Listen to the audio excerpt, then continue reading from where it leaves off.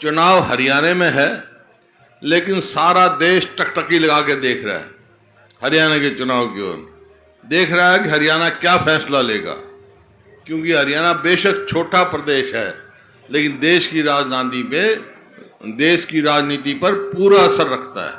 आपने देखा, हरियाणा की शक्ति देखी, जब ये सरकार 3 काले कानून लेके आए किसानों के खिलाफ, तो 1 साल तक हरियाणा की भूमि पर धरना चला, एजिटेशन चला। पंजाब वाले भी आए, 750 किसानों ने शहीदी दी और इस केंद्र की सरकार को मजबूरन वो कानून वापस लेने पड़े। ये ताकत है हरियाणा की। तो इस वास्ते हरियाणा की ओर देख रहे हैं। भाई, मैं सारे हरियाणा में घूम के आया हूं और मैंने देखा कि हरियाणा के 36 बिरादरी ने, जहां पे भी मैं गया, 36 बिरादरी ने मन बना लिया है कि आने वाली सरकार कांग्रेस की सरकार।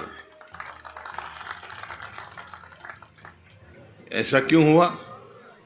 ऐसा यूं हुआ कि लोगों ने तोल के देख लिया।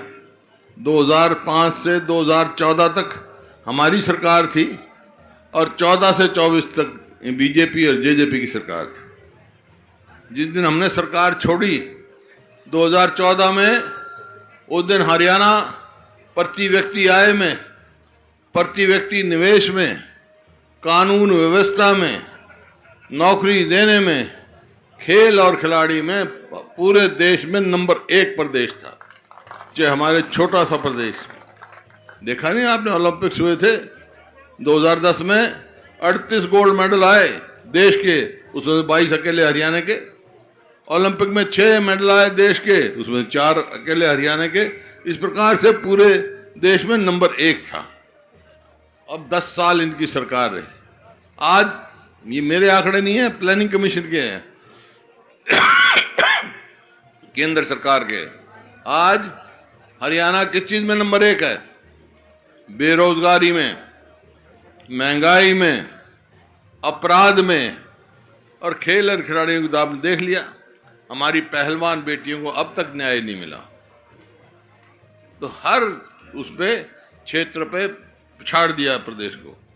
कहा कि 2022 तक हम किसान की आमदनी दुगनी कर देंगे। आमदनी तो दुगनी नहीं कर पाए, लागत कई गुना बढ़ा दी। याद कर लो, 2014 में डीजल का क्या भाव था? हरियाणा में पूरे देश में सबसे सस्ता था।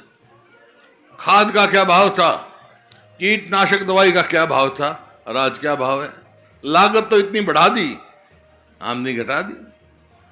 इसी प्रकार से आप देखो, हमने गरीब आदमी के लिए, दलित के लिए, बैकवर्ड के लिए 100 गज के 4 लाख प्लॉट दिए, 4 लाख, और 3 लाख अंकित कर दिए थे। 3 लाख अंकित कर दिए थे। इस सरकार ने आते हुए स्कीमें बंद कर दी। ये देखो, मतलब मेरा कहने का मतलब, किसी भी वर्ग को, कोई भी वर्ग इस सरकार से संतुष्ट नहीं है, सब विमुख है। इस वास्ते 36 बिरादरी, चाहे किसान हो, मजदूर हो, व्यापारी हो, कर्मचारी हो, शहरी हो, ग्रामीण हो, सब इससे विमुख है। तो इसी वास्ते माहौल बना हुआ है पूरे हरियाणा में कि अब की बार कांग्रेस की सरकार। सवाल एक आता है आपके सामने, सवाल एक आता है कि भाई, इन लोग पूछेंगे आपसे, भाई इनने तो भट्ठा बैठा दिया 10 साल में, कांग्रेस की सरकार आ गई तो वो क्या करेगी? वो मैं बताना चाहता हूं, कांग्रेस की सरकार आएगी तो भाई, कांग्रेस की सरकार आएगी तो हम जो है, कांग्रेस बुजुर्गों की पेंशन 6,000 रुपए करेगी, और आपका 300 यूनिट बिजली फ्री करेगी। गैस का सिलेंडर 500 रुपए होगा, और 100 गज के प्लॉट फिर स्कीम शुरू करेगी, और आपके प्लॉट नहीं, 2 कमरे का मकान भी साथ देंगे। इसी प्रकार से जो बैकवर्ड क्लास, उसकी क्रीमी लेयर थी हमारे टाइम में 8 लाख, इनने घटा कर दी 6 लाख। इसका मतलब ये हुआ, बहुत सारे लोगों को वंचित रखा गया उनके अधिकार से। हमारी सरकार आएगी तो उनकी क्रीमी लेयर करेंगे हम 10 लाख। इसी तरह से हरियाणा में किसानों को एमएसपी की कानूनी गारंटी दी जाएगी ताकि उनके साथ धोखा ना हो। और केंद्र सरकार को भी मजबूर करेंगे लाहौर के नेतृत्व में कि ये स्वामीनाथन C2 फार्मूला करें। इसी प्रकार से आपका जो नौकरी, इनने कौशल रोजगार निगम खोला भाई, उसमें ठेके पर नौकरी देते हैं। हमने तो ठेकेदारी बंद करी थी, ये ठेकेदार बन गई सरकार। और ना तो उसमें रिजर्वेशन, ना उसमें पक्की नौकरी, ना पेंशन, कुछ नहीं है उसके, ना मेरिट। भ्रष्टाचार की दुकान खोल रखी है, परचून की तरह नौकरी बेची इनने। सबको मालूम है इस बात को। जो अच्छी नौकरी थी एसडीओ वगैरह, वो बाहर के लगाए 90%, हरियाणा के नहीं लगाए। क्या हमारे बच्चे पढ़े लिखे नहीं? तो इस प्रकार से हर हिसाब से इन्होंने हमारे को पिछाड़ने का काम किया है। तो नौकरी, नतीजा ये हुआ उनका 2 लाख आज नौकरी जो है, पक्की नौकरी खाली है, पद सैंक्शन पद। अगर कांग्रेस की सरकार आएगी तो हम अपने 2 लाख बच्चों को सरकारी नौकरी देंगे।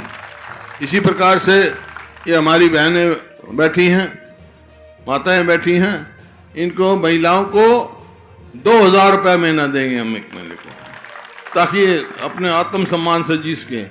ये बहुत सारे काम हमने करने हैं जो कांग्रेस, और भी बहुत है, घोषणा पत्र बताएंगे, मोटी मोटी बात बताइए। लेकिन मेरे 2 सवाल हैं आपसे और ईमानदारी से जवाब देना। भाई 2005 से 2014 तक हमारी सरकार रही, उस टाइम तो एम्स भी आया, हम तो यहाँ तक मेट्रो भी लाते, वो भी स्कीम बना रखी थी, और बहुत काम हुए, झज्जर में काम हुए, ये रिवाड़ी से जो रोड गई रिवाड़ी तक, कितने ही गिना सकता हूँ मैं। तो भाई 10 साल इनकी सरकार को हो गए, एक काम गिना दो भाई कोई न करे वो।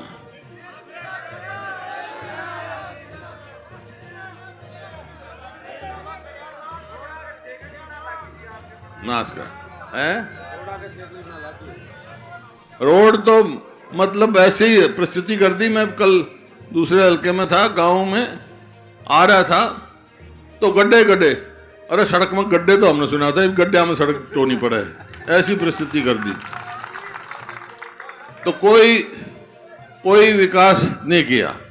तो मेरा आपसे सवाल है, भाई आप किसकी सरकार चाहते हो?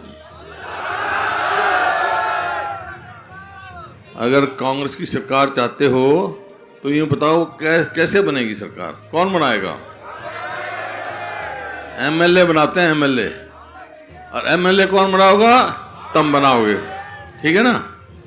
तो भाई मैं एक बात कह रहा हूं, एक बात मेरी मान जाओ, बादली हल्का का मैं बहुत आभार व्यक्त करता हूं। मैं भी 4 इलेक्शन लड़ा यहां से पार्लियामेंट के, सदा आशीर्वाद मिला, और आपके दीपेंद्र को भारी बहुमत से जिताया, उसका भी मैं आभारी हूं आपका।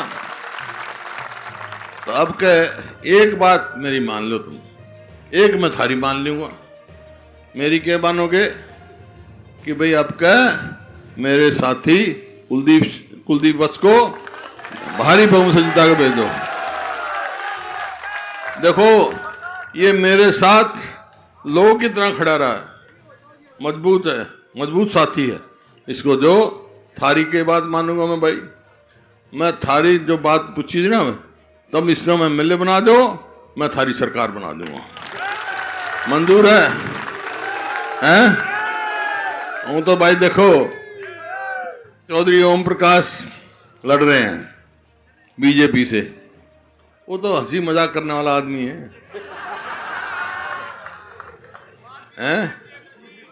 वो तो जो कर सांग में कलाकार होता है ना, भाई उसकी जगह तो बंबई है, बादली में नहीं।